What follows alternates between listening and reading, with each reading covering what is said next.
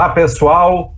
Estamos aqui para mais um Talk First, esse projeto da First Aid Medical Band, que para nós é como se fosse um álbum de recordações que fica gravado dentro do nosso site, apresentando para vocês não só nós da banda, né, os 10 componentes da banda, conhecendo um pouquinho mais da história deles, mas também alguns convidados, a gente vai dando uma mesclada ali. E hoje quem está com nós aqui, vocês vão poder acompanhar isso, e peço que nos acompanhem pelo nosso site, que é firstaidmedicalband.com.br, tudo junto incluído. Tem o Instagram, o Facebook, tem no YouTube, e agora também esse mesmo áudio retirado aqui da nossa filmagem está em podcast nas principais plataformas. Hoje está aqui o Urbano Leonel Santana. O Urbano é médico, ele era médico intensivista, cardiologista, ele ainda é, né, Urbano? Médico intensivista, cardiologista, e hoje trabalha com medicina do trabalho. Mas ele juntamente com isso, e não além disso, né, juntamente com isso, ele é musicista, ele é vocalista, é compositor, é escritor, né, e foi até, eu já conheci o Urbano muito antes, né, da gente se cruzar na música, mas eu voltei a ter contato com ele através do livro dele. E aí nós fizemos contato pela internet, né, Urbano? Graças às redes sociais. E aí, agora vocês vão saber um pouquinho dessa história. O Urbano é uma figura central dentro da First Aid, não só por ser o vocalista, né, mas porque ele é um dos idealizadores, né, junto comigo, agora com o Marcelo Kern aí na entrada, né, a gente idealizou a First Aid. A First Aid é hoje de uma semente que nós plantamos, e o Urbano é elemento essencial nessa semeadura da First Aid. Então, é com muita satisfação que a gente está aqui com o Urbano hoje, preenchendo o nosso álbum de recordações, o nosso álbum de figurinhas, que vai ficar para os netos, vai ficar para os amigos, vai ficar para a gente recordar desse tempo mais adiante, que eu acho que a gente quer uma longa vida para First Aid, mas a gente está criando esse álbum de recordações, aproveitando essa tecnologia, né, e também nos aproximando mais dos nossos amigos, né, que a gente tem uma série de pessoas que acompanham a nossa saga dentro da First Aid Medical Band, e são todos nossos amigos, né, que além de prestigiar, eles são o motivo da gente desenvolver esse trabalho musical e de beneficência. Então, estou aqui com o nosso amigo Urbano Santana, e Urbano, eu vou começar assim, antes mesmo de tu dar a primeira palavra, a primeira coisa que eu vou fazer assim, nós vamos partilhar esse papo começando pela medicina, né? Depois nós vamos passar para a música. E depois ainda a gente dá um pulo diretamente para First Aid. Então vamos conhecer um pouco do Urbano. Urbano, fala para nós ali o que te motivou a ser médico, cara. Bom, tudo bem aí, João? Antes de mais nada, né, eu quero agradecer por ter sido convidado para participar. Bom, e o motivo de eu ter feito medicina, isso é uma coisa meio complicada, que assim, não tem nenhum médico na minha família. Tu procurar para qualquer lado, não tem médico. Tem representante comercial, tem lojista, tem músico, tem escritor, mas médico, não, nenhum. Eu sou o único que resolveu ir por aí. Cara, quando eu era criança, bem pequeno, assim, 6, 7 anos, eu achava que aquela coisa da onipotência do médico, né? Eu pensava, pô, mas ninguém consegue descobrir a cura do câncer. Tinha muito câncer na minha família, né? Ninguém consegue descobrir a cura disso. É porque não querem. Quando eu for médico, eu vou descobrir. É bem criança. Eu vou descobrir, né? Vou descobrir a cura. E aí eu achava, na época, que ia ser oncologista, né? E o tempo foi passando, né? E quando eu vi, eu estava querendo, na verdade, ser cardiologista. Tá, mas tu não desviou dessa rota, Urbano. Desde o início, desde criança, tu focou em medicina. Eu queria ser médico. É mesmo, mas eu sempre gostei de música. Cara. Sempre gostei de música. Para mim, isso andou meio paralelo. Inclusive, várias vezes eu tive numa encruzilhada, onde eu tinha que escolher, afinal, eu vou para cá ou eu vou para lá, né? Que se eu for a música, não dá para ir para medicina, se for para medicina, não dá para ir para música. Isso aconteceu muitas vezes. Mas a minha primeira vontade foi realmente ser médico, né? E aí, conforme eu fui crescendo, sentindo o coração bater mais, né? A gente vai crescendo, vai se apaixonando, e o coração vai batendo mais, e opa, mas o coração parece que é mais importante. E aí eu resolvi ser cardiologista. Porém, não fui cardiologista. Eu me preparei para ser cardiologista e não fui cardiologista, porque eu estava fazendo ainda a faculdade, e aí eu comecei, a gente sempre fica de olho nos colegas, né? Aqueles que já traçaram já trilharam aquele caminho. E aí eu comecei a perceber, quando eu passei pela terapia intensiva, como doutorando, que a maioria dos cardiologistas, aliás, a maioria dos intensivistas lá era cardiologista. Eu disse, mas como assim? A pessoa faz cardiologia para ser intensivista? Eu achei meio estranho aquilo. Bom, mas seja como for, eu percebi que para ser um cardiologista ou intensivista, que na verdade na hora que eu pensava muito, eu queria ser cardiologista, tu tinha que ter uma boa base. E a boa base não é fazer só a faculdade. Tu tem que fazer uma residência, e a residência que tu precisa, na minha opinião, para ser um bom médico é medicina interna. Sem dúvida. Mas tu fez cardiologia, não fez? Não. Eu trabalho hoje com cardiologia, mas eu nunca cheguei a fazer cardiologia. Tu vê? Eu vou te ver de onde saiu essa... Eu vou te dizer de onde saiu essa minha ideia, que tu era cardiologista, cara. Porque quando eu te conheci, né? Eu era doutorando, eu era quintoanista, porque aí na Católica era quinto e sexto ano, fazia estágio, lembra, né? Sim. Era estágio. E aí eu era quintoanista, fazendo aquela parte que chamam de doutorando, né? Que é o estágio já em medicina, e eu estava fazendo estágio no Instituto de Cardiologia, e tu estava lá. Talvez fazendo algum estágio também. Eu acho que sim, cara. E eu tinha ideia que tu era residente de cardiologia. Eu era muito ligado na cardiologia. Mesmo durante o tempo que eu fazia medicina interna, então era isso. Em livro de cardiologia. Então era isso, tu estava passando lá. E eu fiquei com a ideia de que tu tinha completado, tinha feito cardiologia. Claro, medicina interna, eu me lembro de ti da Santa Casa, claro, né, como residente. E depois eu tenho essa imagem de ir contigo nos quartos, né? Eu acho que era eu e o Marcelo Leite, meu colega, era eu e o César Vandersan, o irmão do Cabide. Depois. Né?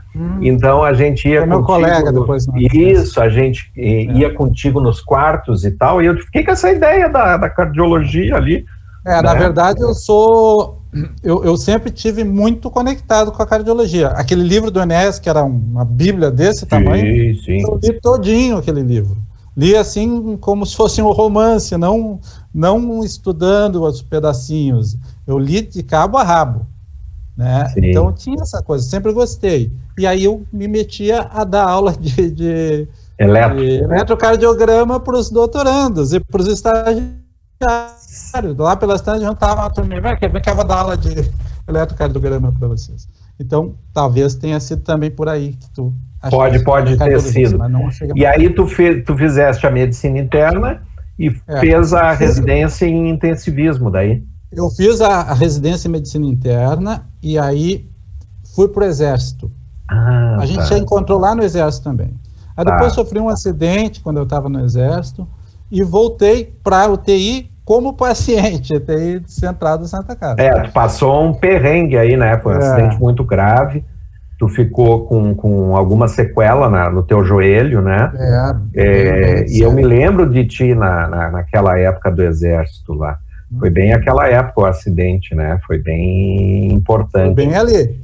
E o meu interesse pela terapia intensiva, na verdade, foi uma paixão. Eu tenho muitas paixões na vida. Foi uma paixão. Eu estava passando pela medicina interna, com a cabeça lá na frente, eu queria fazer cardiologia, né? Como eu tinha falado. E aí comecei a fazer estágios e mais estágios, e tem gente que não gosta da terapia intensiva, né? Colegas. E aí me pediam para fazer o estágio deles ali, o estágio obrigatório. Não, faz esse aqui para mim, toca comigo, porque... E eu fui fazendo. E quando eu vi, eu estava 6 meses dentro da terapia intensiva. Eu acho que fui o único que fez 6 meses de estágio durante a residência. E quando eu vi, eu tinha sido abduzido pela terapia intensiva. E aí, danou-se a cardiologia. E foram mais de 20 anos trabalhando com TI. Sim, eu me lembro bem. Te encontrava na CTI do Moinho seguido. Sim, Moinhos, Mãe de Deus. O Miguel me dizia assim, quando me encontrou, depois até lá na banda mesmo, ele dizia, cara, mas aonde eu ia, o hospital que eu fosse, estava lá Urbano. Mas esse cara não faz outra coisa que não seja fazer plantão. Então, ficou com essa ideia também de que eu trabalhava demais. Eu cheguei a ter 5 empregos.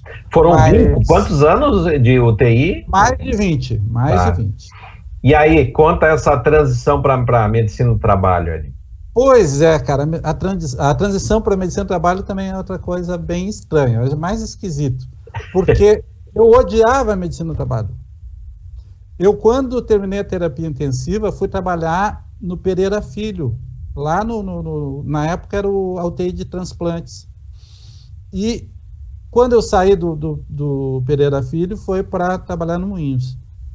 E eu fui fazer o primeiro exame com médico do trabalho. Eu nunca tinha feito, nem admissional, aqueles, né? Eu fui fazer o demissional. O demissional, por causa do Pereira Filho. Eu nem sabia o que era aquilo ali. Fui lá. Cara, era uma biboca, assim. Eu acho que o pior lugar que tinha na Santa Casa era lá no fundo, assim, não é no mesmo lugar que é hoje. E quase saindo da propriedade da Santa Casa. E eu fui lá, me enfiei naquele canto, tal. Aí tinha um cara lá que parecia assim, um cara que tinha saído de um boteco. A barba por fazer, tudo depondo contra a especialidade. Não cheirava bem, e no pé, em vez de sapato, ele usava uma sandália, assim. Cara, era uma figura que não me deu muito, não me animou. Não era modelo. E na hora, assim, na hora do exame, ele olha para mim e diz: e aí, tudo bem contigo? Tudo bem. Bom, então tá certo, toma. Manda o próximo. E foi isso. O exame demissional do cara foi isso. Vai embora, tá.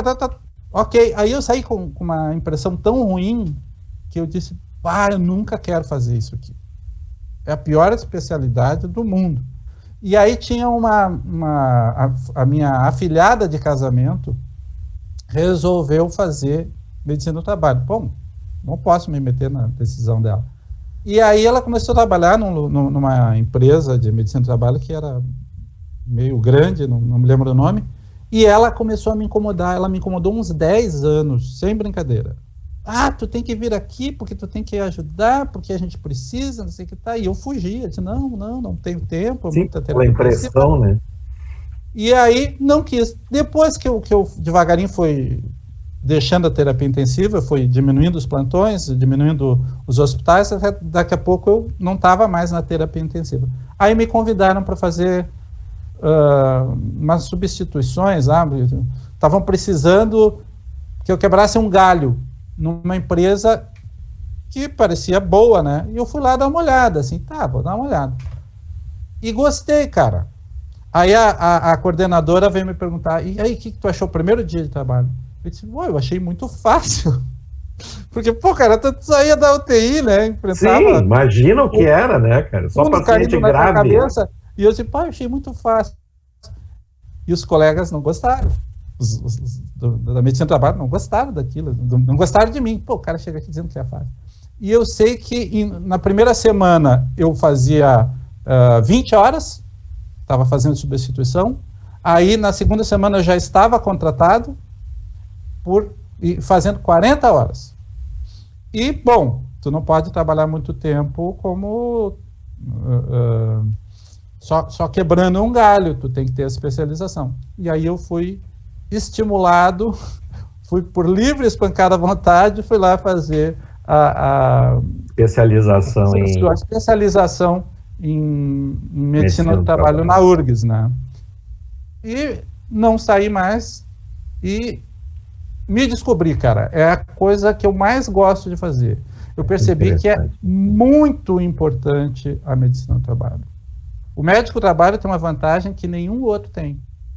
Ele lida, teoricamente, com pessoas sãs. A pessoa vai lá, tu acha que está sã. Se tu fizer direito, tu é capaz de prevenir muita doença. Isso é importante, um monte de gente que está com problema e não sabe. Diabetes, hipertensão. Hipertensão, se tu pensar, é a doença que mais mata no mundo inteiro. A cada 2 minutos morre uma pessoa de hipertensão, né? Sem nem saber, aqui no Brasil, não estou falando nem no mundo, no Brasil, uma pessoa a cada 2 minutos. Nossa. Nesse momento, que a gente esse tempinho que a gente está batendo papo, já morreu um monte, e nem sabe que tem hipertensão. Sim. Então é importante, importantíssimo. Não, é importantíssimo, e criar, né, eu sinto que o médico do trabalho, ele tem condições de melhorar a característica do ambiente, né? Porque a gente sabe que muitas vezes não é o absenteísmo, que é quando o trabalhador falta por saúde, né? Por problema de saúde, ele é uma consequência, às vezes, também de uma má gestão do trabalhador no ambiente de trabalho. Claro. Né? O tal do presenteísmo, né? Que é trabalhar doente, né, cara, e hoje o estresse também é um fator que gerador de problema de ansiedade, né, de doença cardíaca, de doença psiquiátrica, e aí se não tem quem vai intervir com isso, né, Urbano? Então tu vê a importância da especialidade, né? Acaba, exatamente. E durante o momento, esse momento ruim que a gente está passando da pandemia, pelo menos lá no Instituto, né, eu sou, vamos dizer, a linha de frente, porque não tem lá, diferente da Santa Casa, que tem uma área específica, que é no Pereira Filho, para cuidar, para receber e para atender e tomar todas as atitudes que forem necessárias com relação ao Covid, com relação aos pacientes, aos funcionários. Né, então, assim, se o funcionário tem suspeita de Covid, vai para o Pereira Filho. Lá no Instituto, se o funcionário tem suspeita de Covid, vai para mim. Sim, vai para a medicina do trabalho. Exatamente. Então, na parte da manhã sou eu, na parte de tarde é o colega, o doutor Sérgio Grilo, e é com a gente. E não é só a questão da pandemia, da pessoa estar doente com Covid, como tu disse, tem todo o resto, né? A pessoa não tem Covid e acha que tem Covid. Daqui a pouco ela assiste uma coisa, agora surgiu lá uma variante. Opa! Eu acho que eu tô com a variante. Não, se vocês enfrentam isso, imagina eu que trabalho com dor, que não tem nada a ver com Covid, cara. Todos, o santo dia, eu tenho contato de pacientes que têm dúvidas, cara. Dúvidas diagnósticas, dúvidas, coisa, né? Então, eu estou sempre mandando, quando eu desconfio de alguma coisa, eu acabo mandando para os colegas clínicos aí, o Cassiano, o Kern, o Brode, né? Para eles irem atendendo em consultório esses pacientes. Imagina dentro de um hospital, né, cara? Mesmo não sendo um hospital referência em Covid, é um hospital que atende saúde, então é incrível isso. Me diz uma coisa, Urbano, qual faculdade e quando é que tu te formou? Cara, eu fiz a URGS, me formei em 89. 89, tá. 89, nós estamos já indo para o 32º ano de formatura. Passa o tempo, né? Passa bastante.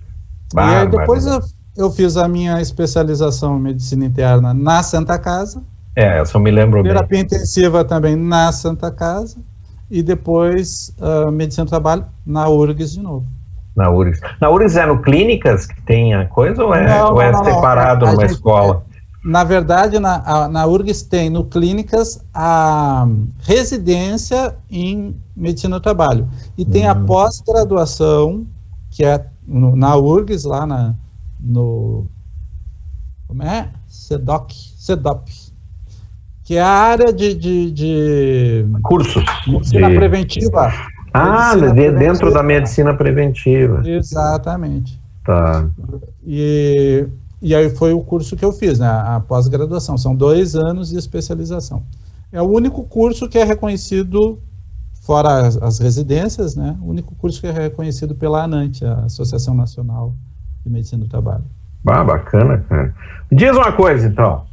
Depois dessa caminhada que a gente viu, tudo isso em paralelo, sempre teve a música, né, cara? Sempre teve a música. Desde pequeno, cara, tu tem contato com instrumento, com música, ou ela surgiu na adolescência, na colégio? Não. Para mim, a música surgiu... Eu sempre gostei de música, mas vamos dizer que eu me percebi fazendo alguma coisa com relação à música foi muito pouco depois de eu aprender a ler. Eu aprendi a ler com 5 anos, com 6 anos, eu já estava pegando lá o violão do pai. Tentando, né? Que o violão era do pai, é um violão antigo, um tonante, que agora tá com meu filho, o mais velho. E eu pegava aquele violão e ficava tentando fazer qualquer coisa. A primeira coisa que eu me lembro é de ouvir o pai tocar uma música que, se não me engano, era malaguenha, que tinha um dedilhadinho, assim, um solinho, e eu achei que aquilo parecia muito com uma outra música que eu tinha ouvido um dia antes ali, ou 2. Aí eu peguei o violão, esperei ele terminar, peguei o violão e fui lá e fiz só aquela notinha, não era acorde, eu não sabia fazer acorde, né? Sim, fez dedilhado aquele. Apertei ali, fiz... Aí eu... mas é a música que eu tô pensando. Eu tinha 6 anos, cara. Eu não sabia como mexer no violão. Aí eu fui pro pai, incomodei ele até ele me mostrar. Ele disse, pai, isso aqui parece aquilo. Essa aqui não é aquela música? Tu não quer me ensinar a fazer, a tocar? Aí o pai foi lá e botou os meus dedos lá, né? Mostrou como é que eu tinha que fazer. Claro que eu não conseguia muito, porque criança. Sim, né? Tamanho, né? Aí, é isso mesmo, tá certo. Agora tu parte daqui e segue. Tá, e como é o próximo? O que mais que eu faço, né? Aí ele diz, agora tu segue, vai fazer. Foi ali que eu aprendi que a gente tinha que ser autodidata, né, cara, para tocar. E aí eu tocava os pedacinhos e mostrava para ele, perguntava para o meu irmão também, o Ayrton, que tu conhece. Sim. O Ayrton toca violão também? O Ayrton tocava violão antes de mim, né? Era mais velho. E ele toca, hoje ele toca, tá fazendo curso. Eu mesmo, depois que eu comecei a tocar, foi passando o tempo e ele foi deixando um pouco, né? Parou. E aí depois ele recomeçou, eu ensinei um pouco de novo, aí mudou, né, de figura, eu ensinei um pouco ele, E agora, não sei se ele ainda está fazendo o curso, porque com a pandemia tudo complicou, né? Mas ele estava fazendo curso numa escola dessas, não sei se era guitarrista, uma coisa assim. E instrumento é só o violão ou tu deu uma pegada em teclado, outras coisas? Olha, hoje eu peguei. Eu tocava o meu violãozinho, fazia reunião com... É que assim, o meu pai sempre tocou violão. Ele tocava e reunia o pessoal, fazia festa. Aí tu sabe como é que é, macaco vê, macaco faz. Claro. Aí quando eu podia, eu pegava o violãozinho e queria reunir o pessoal também. E foi, até que daqui a pouco eu também estava reunindo. Hoje em dia, quando a gente faz os shows, tem gente que ainda vai lá. Gente daquela época que eu tocava quando era já adolescente, pré-adolescente. E o pai sempre tocou violão. Tocava e cantava. Sim. E eu queria fazer igual a ele, né? E aí, hoje dá para dizer, né, Urbano, que é muito mais canto que violão, né? Cara, violão eu toco agora muito pouco. Eu estava fazendo aula de piano, não estava indo mal. Mas eu trabalhava numa empresa onde era teclado do computador o tempo todo. Aí depois eu chegava em casa, tocava meu violãozinho, depois queria tocar o teclado. E aí os dedos não aguentaram. E a Gota d'Água foi uma viagem que eu fui fazer para Livramento, onde meu pai mora hoje.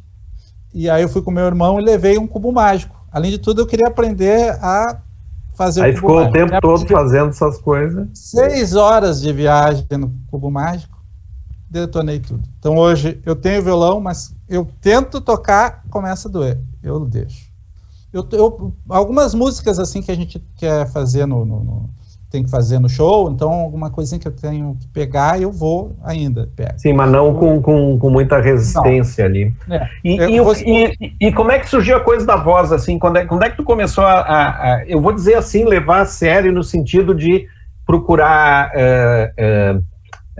professor, estudar, porque eu sei que tu estudou canto, né? Quando é que começou isso e com quem foram os teus professores principais, assim, que tu teve de canto? Na verdade, João, eu comecei... Como eu nunca fui um baita violonista, eu tinha que cantar. Então, desde a primeira música que eu toquei, que eu acho, sei lá, devia ter 7, 8 anos, não sei, eu já cantava. Então, ali eu já comecei a cantar. E comecei a perceber que, quer dizer, para mim, pelo menos, que não sou um baita instrumentista, o violão era o auxiliar para a voz. Era o apoio. Sempre que tem. Era o apoio. Porque se eu não tocasse violão, não dava para cantar, né? Não tinha acompanhamento. Não tinha acompanhamento. Então, começou eu querendo tocar e terminou com eu percebendo que o negócio era cantar. Eu cantava e me acompanhava com o instrumento. Mas com o passar do tempo, conforme eu fui querendo tocar o piano e tal, e violão também, querendo fazer mais do que só me acompanhar, a verdade é que eu vi vocês comentando mais de uma vez que o instrumento escolheu vocês. Na verdade, eu diria que os instrumentos me abandonaram. Disse, olha, não, por aí não vai. Sai, Urbano, violão não, violão não, piano não, melhor tu cantar. E aí eu acabei cantando. Mas eu canto desde dos 8. E aí eu fui fazer... quando eu entrei na faculdade, foi a primeira encruzilhada que eu tive. Porque eu tinha que fazer o vestibular, mas eu gostava muito de tocar. Né? Tocar e cantar. Não era muito de a festa, mas eu gostava Tu não tinha feito aula até 89 de canto? Eu tinha feito aula. Eu fiz aula no Palestrina. Sim. Na Faculdade de Música Palestrina, que na verdade dava aula também, né? Não só na faculdade. Sim, eles tinham aulas extras. Aí. Curso de violão clássico, depois esses cursos de violão popular.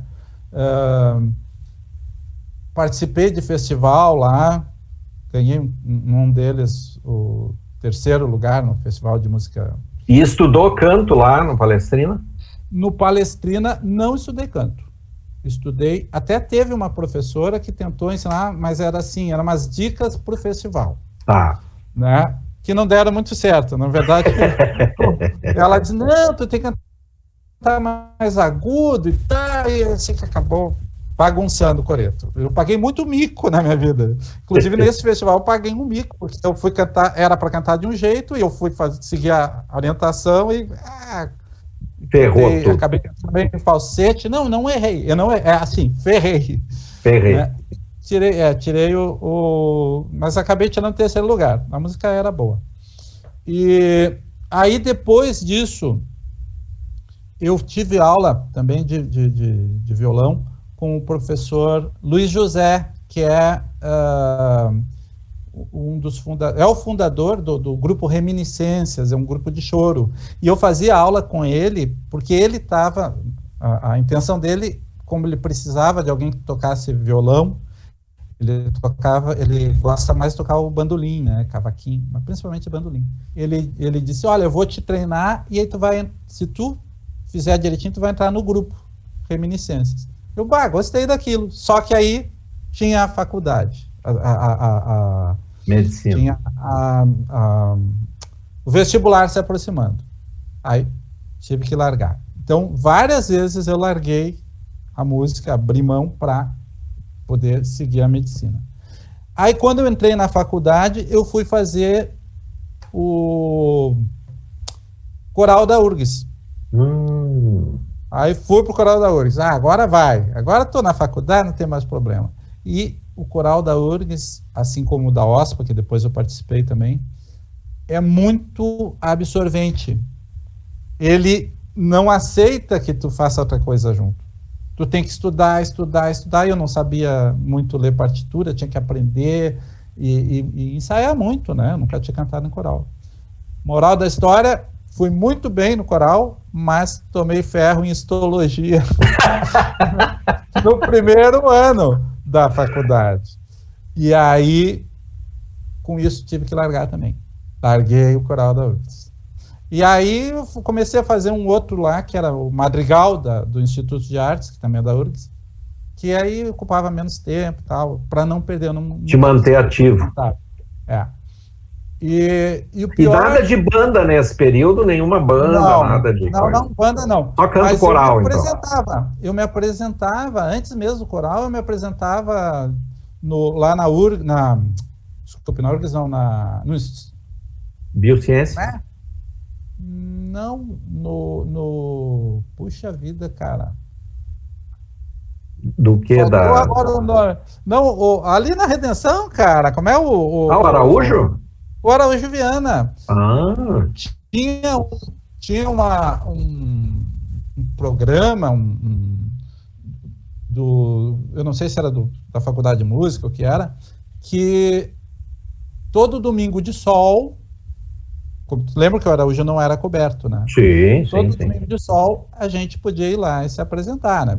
Claro, primeiro fazia lá uma seleção, o cara via se tu tinha um maestro, ele via se tu podia ou não, se tinha condição, ia. Aí eu lá com meu violãozinho, várias vezes me apresentei lá, né? Mas assim, era eu sozinho, não tinha banda. Tá. E depois disso, quando eu saí do coral da URGS, né, o Madrigal, eu participei de vários coraizinhos, né? Aí eu acabei indo para a OSPA. Isso já era o quê? Que tu estava em que ano? Já tinha acabado a medicina? Aí eu já tinha... Eu estava acabando a medicina.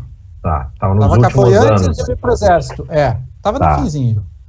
E aí eu fui para a OSPA e lá eu conheci o professor Decápolis. Antes da OSPA tinha na URGS a grande professora Ida Weissfeld, excelente cantora lírica e professora. Foi a primeira vez que tive aula mesmo, né? Mas aí tudo virado para o lado lírico, né? Sim, pô, o Decápolis, né?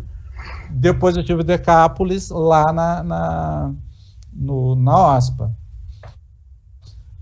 E tu vê como são as coisas. Foi quando eu estava na OSPA que eu me acidentei. Putz. Eu fiz uma viagem, fui para o Uruguai, e na volta de Pelotas para Porto Alegre, ali na altura da Barra do Ribeiro, me acidentei. E aí eu tive que largar de novo o coral. Aí passou quase uns 2 anos, agora eu vou voltar. Fui lá de muletinha, né? Perguntei onde é que ia ser o ensaio. Tá, fui lá de muletinha. Chego, tinham mudado o local do ensaio. Aí eu desisti. Aí, naquele momento, desisti. Mas eu comecei logo em seguida a fazer aula com a professora Jaqueline Barreto, a tia do Juliano Barreto. Conheci o Juliano bem pequeno, bem jovem ainda lá com ela. É uma voz, né, aquele guri. Uma baita voz. Ela tem uma voz maravilhosa também. E eu, nessa época, comecei a fazer aula porque eu já tinha mudado. A gente muda muito, né, conforme as influências. Daqui a pouco tu tá indo para um lugar que tu nem imaginava. Quando eu vi, eu estava cantando música nativista. Eu sempre tive uma voz muito forte e a música nativista se prestava bem para isso. Eu não cantava rock. Não, era proibido o rock lá em casa, quando eu era pequeno. Né? Se ouvia muito tango, bolero, guarânia, música italiana, música francesa, mas rock, não podia. Só o meu irmão mais velho, que era meio da pá virada, o pai saía, ele tocava lá. Aí eu via Pink Floyd, Nazaré, Alice Cooper e por aí vai. Sim. Mas eu, com a questão de cantar muita música nativista, aí a minha voz começou a criar uma característica do cantor nativista. Aquela coisa tremida, assim, né? Sim. Eu cantava, tô forte. Sempre forte, né? Aí eu fui fazer aula logo em seguida com o James Liberato. Sim, grande James. E aí, cara, até ele me convidava para participar de shows, assim, e tal. Mas sempre ele me dizia, olha, tem que cuidar para não puxar colocar essa voz na música popular. Porque é uma característica, né? Muda a música, né? E aí eu fui fazer aula com a Jaqueline, que tinha sido minha colega lá no tempo da URGS, como cantora, né? Como participante, coralista. Eu fui fazer aula com ela. Eu não me lembro quem é que me indicou. E fui fazer aula para perder essa característica. Né? Porque o intérprete ele tem que cantar qualquer coisa. Ele não pode trazer para cada música uma característica, vamos dizer assim, um ranço de um outro Concordo. estilo. E aí eu tive que suavizar a voz, mudar tudo de novo e tal. E aí ela me convidou para cantar, além de, depois de não sei quantos anos de aula eu fiz com ela, me convidou para cantar no grupo vocal do IPA. Lá vou eu de novo cantar em coral. E aí ela precisava de alguém que cantasse baixo, alguém que fizesse o baixo, barítono baixo. E eu que tinha sido treinado, ou queria ser, e cantei muito tempo mais na voz barítono alto, tenor, quando vi, estava cantando. Estava fazendo baixo. Porque é o que precisava. Também tem isso, né? O intérprete tem que cantar o que precisa. Qualquer coisa tinha que mandar o César lá, né? Fazer com aquela voz. Pois é, cara. Se eu souber, tinha mandado o César. Daí o César entrava e eu ficava mais por barítono alto, que é o que Exatamente. eu gostava. E aí, com isso, eu fiquei no vocal do IPA um bom tempo, até que saiu a Jaque e entrou o Pablo Trindade. Deve conhecer o Pablo. De nome, Pablo sim. Trindade. É o regente hoje já há bastante tempo. Foi o cara que criou praticamente o Expresso 25. Quando ele entrou, era coral do 25 de julho. E ele deu uma o Ricardo Arenhalt tocou bastante. O Ricardo Arenalt tocou bastante lá com ele. Ele deu uma reinventada, cara, e virou, e é um sucesso hoje no Brasil inteiro e até internacional, o Expresso 25. E aí a gente chegou a cantar um tempo lá também, já sob a regência dele, né? Foi super importante. nesse ínterim, por aí, teve um cara importantíssimo na minha vida, talvez um dos caras mais importantes como professor, acho que o mais importante, o Sérgio Olivet, maestro, argentino, mora no Brasil há bastante tempo, um cara excelente, que além de dar aula para mim de canto, me ajudou também, de canto não, de piano, ele me ajudou na parte do canto, que não era a função dele, e na composição também, me deu algumas dicas valiosíssimas de composição. Eu sempre compus, quando eu cheguei lá, eu já tinha quase 500 músicas, não vou dizer que são todas boas, mas tinha muita música, eu compunha de tudo que é jeito, e ele me deu várias dicas importantes, né? Me mostrou o tipo de música que ele faz, que na verdade foi o motivo de eu ter começado a ter aula com ele. Eu fui para conhecê-lo. O Flávio Cardona Alves, sim, que é intensivista, me deu a dica de, eu não sei o que foi que a gente estava conversando, eu mostrei algumas músicas minhas para ele, e disse, cara, tu tem que conhecer o Sérgio Oliveira. E eu fui lá, liguei, porque o Flávio disse que eu tinha que te conhecer. Fui lá, conversamos, ele me mostrou as músicas dele, e eu na mesma hora eu vi, cara, como a gente tem a ver, né? Sim, sim, afinidade musical, né? E a maneira dele compor, que é uma maneira bem livre, ele mistura gêneros, mistura ritmos, ele brinca com o tempo. Tem uma música que parece que se chama O Ladrão do Tempo. Ele vai tirando, a música está lá em 7 tempos, vai para 6, 5, vai tirando. Tu imagina, pô, isso é uma bagunça. Cara, a música é excelente. É um tipo de música diferente e que tu escuta e aquilo, puxa, como isso é interessante, sabe? Sim. Coisa que ultimamente tem sido difícil. É. A mesma coisa que eu senti quando eu escutei o quarteto. Eu fui lá assistir o quarteto uma vez teve um evento qualquer, não me lembro agora, e depois, fazendo parte do evento, tinha o quarteto lá na URGS, né? E eu, quando eu soube que era meu irmão, que ele era que o Júlio era teu irmão, eu disse, vou ter que ir lá dar um oi. Eu me meti no camarim lá e disse, quem é o Júlio Rios? Tu, pois é, cara, eu sou colega do teu irmão. Papai, ele já veio e me abraçou, cara. Ele é muito querido, né? Que legal. Não, o Júlio é teu fã, cara, né? Pô, eu sou fã dele, cara. O Júlio tem uma importância que eu não sei se tu te lembra, se tu, claro, tu te lembra, mas não sei se tu dá a importância que merece a situação. O Júlio é nosso padrinho. O Júlio foi o padrinho da Breaking Band, que no final das contas acabou dando a First Aid. Foi ele que foi lá, pelo menos o Paulo me contava isso. Foi ele que foi lá na casa do Paulo com a música aquela que eu tinha mandado para ti, que era While My Guitar Gentle Weeps, e mostrou para ele, escuta aqui e tal. E o Paulo escutou e disse, palavras do Paulo, não sei o que é, mas estou dentro. Bem assim. Foi isso aí mesmo. E aí, pô, cara, só por isso o Júlio, para mim, já é só contextualizando aí, depois nós vamos comentar, a Breaking Band foi uma banda que eu e o Urbano montamos, né, Urbano? Antes da First Aid, não era só médicos, tinha outros profissionais. O Paulo, cara, pô... o Paulo, o que nós estamos falando, o Paulo Franzmann, ele é de Chapecó, morava em Porto Alegre na época, e é um dos maiores baixistas que tem no país aí. Louco. Toca a guitarra super bem também. Canta, e ele entrou na banda e deu, né? Nós já começamos com o pé direito em função dele também, né?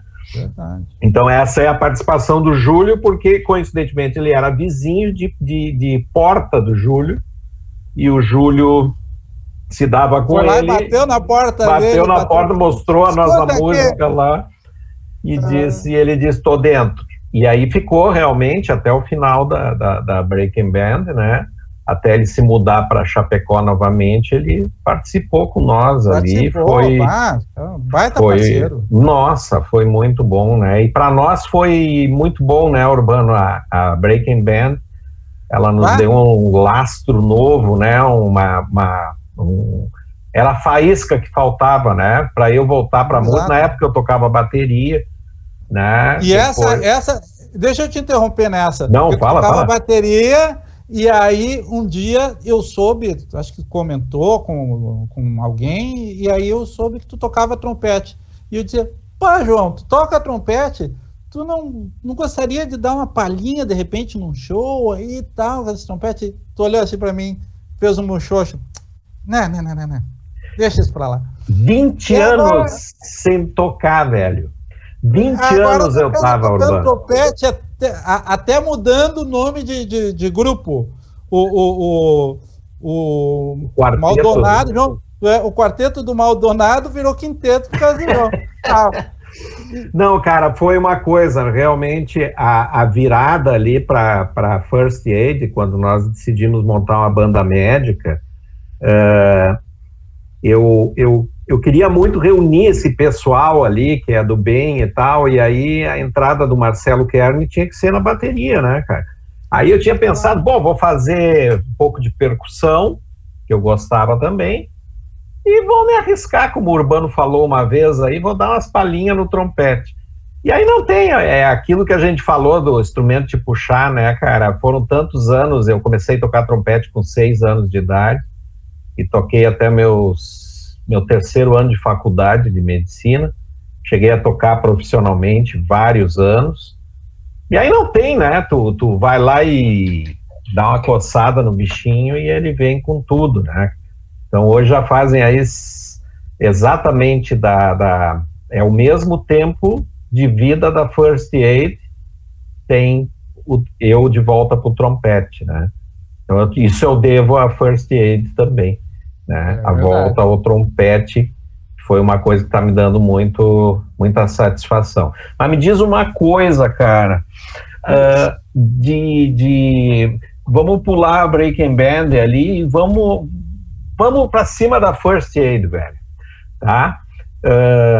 Tem até lá quem quiser olhar no site, tem um históricozinho da formação da First Aid. E foi realmente numa conversa entre... Na verdade, a conversa era tu, foi o De Carli, né?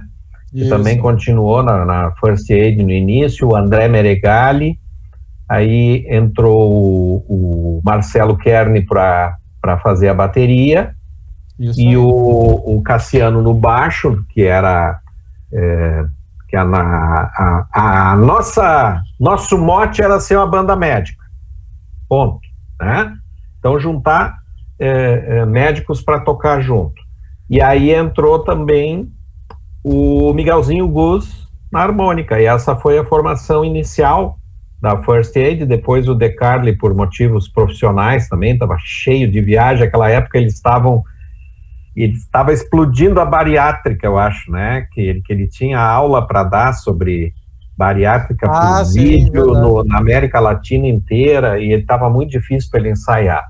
E o André também tinha dificuldade com os plantões, né, com conciliar com família e tal, resolveram se afastar. Daí entrou o Dani, né, o Daniel, e entrou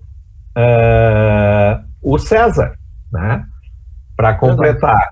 E depois, os últimos 2 integrantes que vieram um pouquinho depois, foi o Coste, o Nando, para tocar trompete, e o último foi o Brody, né, o nosso percussionista. Então eu queria que tu falasse assim para nós, cara, principalmente o que significa a First Aid, não só na tua vida musical, na tua vida, Urbano. Certo. Bom, cara, tu tinha me perguntado antes se eu nunca tinha feito banda. Eu fiz várias, né? A questão do cara ser médico atrapalha muito, mas eu fiz vários, fiz duplas, banda para participar, enfim, tive até banda que eu botei o nome de banda de última hora, juntava lá os James, ele chamava outros músicos, a gente se organizava e fazia festival, mas era tudo coisa curta, né? De repente tinha um outro evento, e aí eu juntava pegava um colega, e a gente ia fazendo, né? Mas era tudo banda de vida muito curta, tá? E muito mico também pago, né? Paguei muito. Na verdade, a primeira Breaking Band, né? Depois a First Aid foi a primeira banda mesmo que eu participei e que teve vida. Porque as outras não tiveram, morriam engatinhando, né? Essa que engatinhou desde a Breaking Band e depois tomou um curso e estamos aí em velocidade cruzeiro. Você só não está tocando. A pandemia nos atrasou muito. Então, assim, a First Aid, para mim, tem uma importância muito grande, porque atualmente é o lugar, não é o lugar, vamos dizer, o grupo onde eu estou fazendo música, né? Outras coisas, a gente até tem um projeto aí que eu estou fazendo com uma instrumentista, mas nada que está pronto, entendeu? Então, a First Aid é o meu projeto principal, é quase único, né, de música. E tu tinha já te imiscuído ali, não digo rock, mas no blues, como a gente está hoje, no blues dos anos 50 cara, e 60? Como eu te disse, a questão, para mim, a música, ela é Eu vi outro dia tu perguntando qual é a tua influência, né? É uma das perguntas que tu sempre faz. Cara, a minha influência é um balaio de gato, cara. É muita coisa. Primeiro lá, eu comecei ouvindo, como eu disse, tango, bolero, né? As coisas que o pai cantava e ouvia. Aí depois ouvia muito samba, depois fui para o lado do nativismo, né? Ouvia muito Mercedes Sosa, adoro Mercedes Sosa, aquela coisa da voz forte dela, isso que é uma coisa que ela me influenciou muito. Jovem Guarda, né? Quem tem a nossa idade que não foi influenciado pela Jovem Guarda? Roberto Carlos, né? O Tim Maia não era muito daquela praia, mas é da mesma época. Eu gostava muito do Tony Tornado, sempre gostei muito da black music, né? E depois, para o outro lado, ouvi muito Zé Ramalho, Alceu Valença, Belchior. Então, é muita gente. Eu estava sempre com o ouvido de pé, ouvindo. Para mim, ouvir música não vamos dizer assim, vou relaxar, vou ver uma musiquinha, vou ler esse livro. Não funciona. Porque eu pego o livro, começo a ver música, pego o livro do lado e começo a prestar atenção na música. Para mim, ouvir música é um certo trabalho. É um estudo. Então, é o estudo. Qualquer música eu escute, pode até ser ruim, mas eu vou escutar até o fim para dizer, não gostei. Daí eu te pergunto, e o blues? O blues começou para mim bem tarde. Porque, a gente sempre via alguma coisa em filme, né? Mas tu não tinha cantado blues, tu não tinha... Não, a única vez que eu tentei cantar blues foi num evento que a gente fez, e eu tentei cantar... Tentei cantar aquela do Muddy Waters que a gente tem que a gente toca no show, que é Hoochie Coochie Man. Tá. Ensaiei, organizei, o colega tocando no piano e eu tocando no teclado e eu no violão. Não ficou ruim, ficou legal, mas ninguém entendeu. O público não estava preparado. Tem público que simplesmente não entende blues. Sim. E não há o que ser feito, né? Então, eu aí larguei o blues pro lado de novo. Mas aí também passou mais um tempo, eu comecei a escutar aquele CD, aquele show do Eric Clapton, Unplugged. Sim, Ele faz uns blues bem legais ali. Sabe que aquilo aí me despertou de novo. E aí eu enlouqueci, cara. Comecei a escutar, claro, né, o Eric Clapton, depois o B.B. King, Albert Collins, Albert King, Johnny Lee Hooker, Big Bill Brunsey, John Mayall, Johnny Winter. Cara, eu queria escutar tudo. Eu tenho uma coleção imensa aí de blues. Então, eu comprava umas coletâneas, escutava aquelas coletâneas. Depois, aí eu disse, não, eu quero ouvir só esse cara. E comecei... Quando eu vi, eu estava doido por blues. Mas nunca tinha tido a oportunidade de fazer. Colocar em prática. Eu não me lembro quem foi que teve a ideia na Breaking Band de fazer blues. Mas eu acho que eu fui um dos que encheu o saco para fazer alguma coisa de blues. Porque a gente fazia... Era mais rock, né? Tinha um pouquinho de soul... Mas... Não, foi tu sim, tu que puxou pro blues na Breaking Band, e depois, quando a gente montou a First Aid, a gente... Aí já falava... a gente teve eu vou dizer que o nosso primeiro ano foi um primeiro ano de ajuste e descoberta do que a gente ia tocar. Mas ele ficou um pouco... Por isso que tanto que no slogan da Breaking Band tem rock, soul e blues, né? Porque a gente começou com muito rock, fazendo aquela mescla pro blues... Aí tinha um blues muito raiz, te lembra? E aí a gente começou a pegar aquela fase da transição do blues pro rock, que é o que a gente faz hoje, né? Que são as músicas do Albert Collins, Albert King, que é aquela anos 50 e 60, onde o blues começou a se adaptar comercialmente ao rock, né, urbano. Verdade. E aí a gente que tinha aquelas bandas maiores, que tinha muito metal, então, e eram mais sonoros, assim, não eram tão introspectivos, né, um blues que não é o raiz, mas é um blues que puxa pro coisa. E o soul, né, cara, porque tu ouviu o Ray Charles, eu já cantava. Então, hoje dá para dizer, né, cara, que nós somos muito menos rock e mais blues e soul, né? Blues e soul. Né? Mas é uma característica. Uma coisa interessante que às vezes as pessoas não se dão conta, mas eu achava que era meio maluco até ver outras pessoas fazerem. O blues tem muito a ver com a milonga, que era o que eu mais cantava antes. Eu compus muito a milonga. O jeito de cantar meio chorado, a coisa do cara solitário, né? Aquela coisa, a milonga não tem a blue note, mas ela tem uma... Ela tem uma construção harmônica parecida. Exatamente. Bom, não precisa, as duas são de origem negra e tal.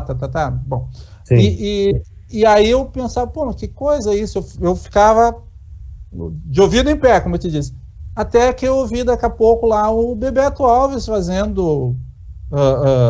misturando blues com milonga. Eu disse, bom, então não sou louco sozinho. Depois o Oli também, né? O Oli Júnior. Sim, o Oli faz muito isso e faz bem, né? E aí, pô, eu não me lembro a época exatamente que eu tive a ideia de fazer While My Guitar Gently Weeps em ritmo de milonga. Não, claro, não, é só o estilo, eu não sem fazer o bordoneu da milonga, né? Eu cheguei assim, eu tava tocando e tal lá, levei pro James e disse, James, cara, o que tu acha? É muito esquisito fazer isso aqui? Ele comprou a ideia e disse, não, dá para fazer. Só que aí eu dei para quem sabia tocar, né? Ele tocou o violão, e até tem uma parte que é violão e uma parte que entra a guitarra também. E eu cantei, que foi a música que eu te mostrei. Então, na verdade, o blues sempre teve meio assim, só eu não me dava conta, né? Que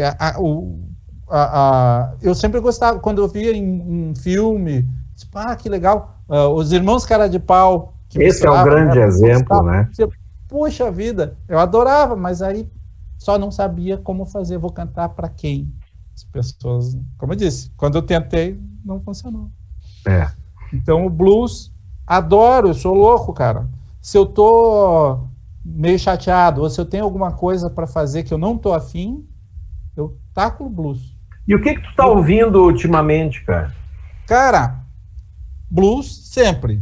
Cara, o Spotify é a coisa mais genial que inventaram. Tu vai lá, escuta o que tu quiser. e escuta coisas que tu nem conhece, né? Isso é importante, cara. Um cara que eu andei escutando, que é bem legal, é o Ben Oncle. Ben Oncle. O cara é francês e faz... Uma das músicas é Soul Man, o nome da música. Que eu até mandei para vocês uma vez. Ele faz que estilo? Faz soul, cara, blues? Principalmente soul. Eu tô anotando, não. Anota aí e dá uma escutada. Escuta Soul Man. Soul Man. Tá. E esse cara aqui, eu vou ter que fazer propaganda dele, porque Sérgio Oliveira. Esse cara tem que ouvir. Tem que prestar atenção na música. Tem também aí nas streaming, tem aí nas plataformas. Tem, ele tá no Spotify, todos os CDs dele estão lá no Spotify. Sérgio Oliveira. Esse que eu tenho aqui é muito legal, histórias de sonhos e coisas que voam. Cada música dele, como não tem letra, ele tem uma história.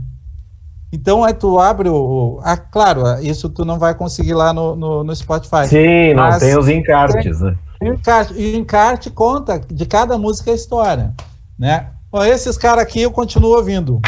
Pink Floyd, putz. Esse CD aqui é uma loucura. É o The Dark Side of the Moon, não? É o Dark Side of the Moon. Esse CD aqui foi um dos que eu mais escutei do Pink Floyd, um dos que mais gosto. Esses caras aqui eu continuo escutando também. Quem que não dá pra ver aqui? Põe na... Simon e Garfunkel, cara. Assim, cara, adoro. Mais um aqui, ó. É que isso aí tudo é música atemporal, né, cara? Atemporal.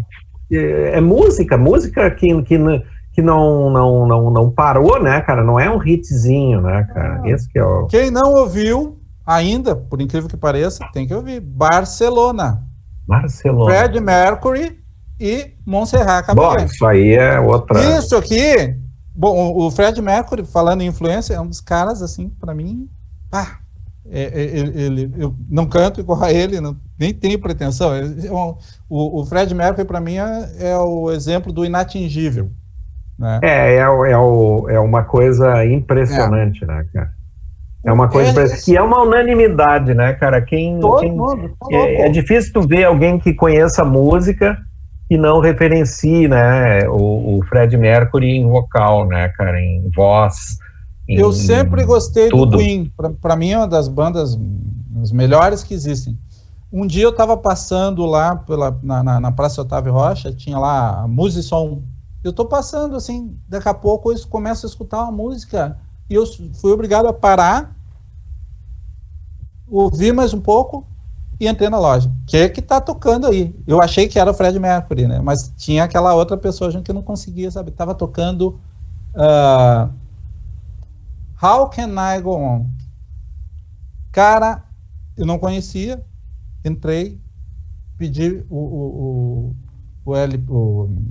CD, escutei inteirinho no carro e, sei lá, ficou quase 6 meses no meu carro. Nossa. Porque eu não conseguia parar de escutar. Então, isso é uma influência, cara. Isso aqui é impossível de tu... Eu não consigo deixar de ouvir. Continuo ouvindo e vou ouvir. E, bom, no Spotify, pilhas e coisa. Eu escuto blues todo dia. Né? O pessoal mais antigo, adoro. Né? E esse pessoal que a gente tem usado, tem feito, tem aproveitado nos shows, né? E a turma que os outros integrantes da banda trazem também, o Joe Bonamassa, por exemplo, acho muito bom, né? O Joe Scofield. Nossa, também, muito bom, né, cara? Então tem muita coisa, cara. Hoje em dia, tu só não escuta música boa se tu não quiser. Depois eu vou te mandar, eu mandei hoje para o nosso homem do marketing, do áudio e do vídeo, o Marcelo César, eu mandei para ele uma dica de... É um pop francês, aí de 2014, 2015, é uma dupla. Eu vou te mandar depois. Manda. Que é espetacular a voz dos dois, assim, e a sonoridade. Depois... Qual é o nome? Lembra o nome? Eu acho que eu conheço. Frero e... como é que é? Frero... depois eu te mando direitinho e depois mas é muito, muito boa, cara. É Frero de la Vega. Frero de la Vega. Cara, é um sonsaço. Eu vou te mandar, aí tu dá uma ouvida, tu vai certamente concordar. Me diz uma coisa, cara, da tua veia escritora e leitora, o que tu anda lendo que dá para indicar pro pessoal ali, que tá sempre, os nossos amigos são sempre vorazes leitores, né, cara? Então, se eu não mostrar esse aqui, se não fizer... esse aí eu li, assim... Não, baita livro, de Alcântara. Esse livro vale a pena, cara. É desse que vos fala, né? Da minha própria autonomia, né? A tua própria autonomia. O Monstro de Alcântara. E o outro aqui, cara, Charles Berlitz, As Línguas do Mundo. Um dos meus hobbies, eu acho que o meu principal hobby, já que a música para mim não é um hobby, é um trabalho. É levada mais a sério do que um hobby. As Línguas do Mundo, excelente, cara. É um livro que ele trata a língua. Sabe que o Charles Berlitz ele é o neto do fundador das escolas Berlitz. E ele, durante muito tempo, trabalhou nessa escola, ele foi o dono da escola, né?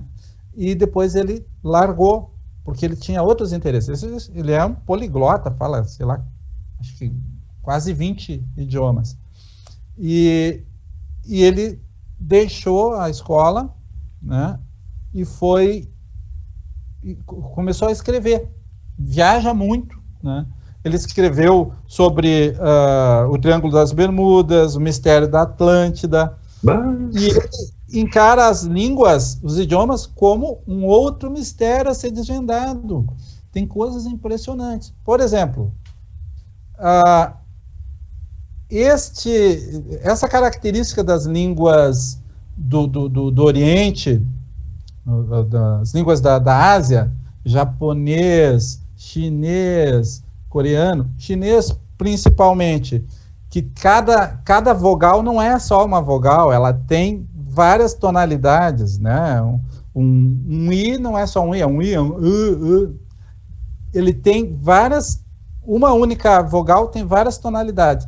Isso tu só encontra, por incrível que pareça, nas Américas. Por exemplo, tu vai ver o Guarani, ele tem características muito semelhantes. Que coisa, né? E separado, exatamente. Milênios, né? E daqui a pouco tu vai encontrar nos índios da América do Norte palavras que que são iguais, né? E com o mesmo, escritas não da mesma maneira, mas faladas da mesma maneira e com significado praticamente igual a palavras que teria só lá os vikings. Então tu começa a perceber que tem muito mais mistérios e coisas a serem descobertas do que tu imaginava. Sim, as coisas não têm uma história linear, né, cara? Tem alguma coisa que quebra aí no meio que tu não consegue dar origem naquilo, né? Como é que tu explica isso, né?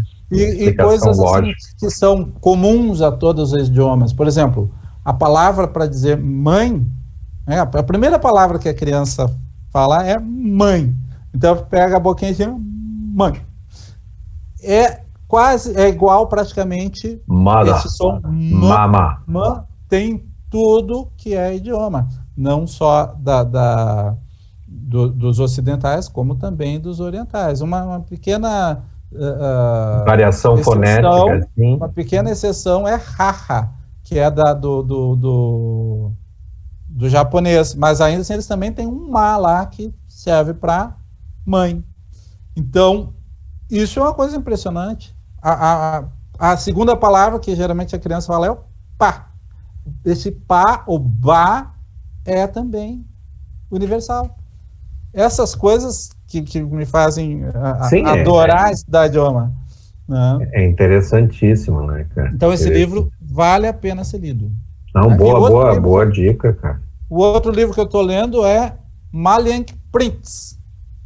Eu estou dando uma de Miss, só que Miss russa. Eu estou lendo Pequeno Príncipe em russo.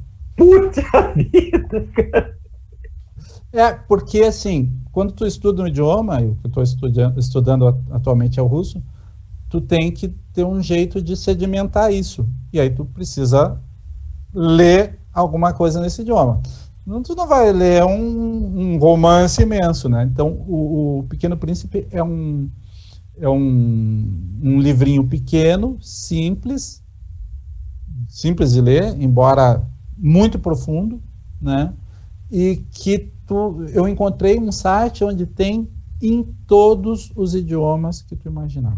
Nossa. Então, claro, eu já li, se bem que eu fui ler o Pequeno Príncipe quando eu já tinha mais de 40 anos. Aquela coisa do preconceito, né? Esse é livro de Miss. E aí, eu fui ler agora, né? Agora não, depois dos 40. E o livro é excelente, se tu já leu, tu sabe. Eu li há muitos anos, cara, mas demais, assim, não... Vale a pena ler depois de adulto, cara. Interessante, cara, é uma outra boa dica, cara.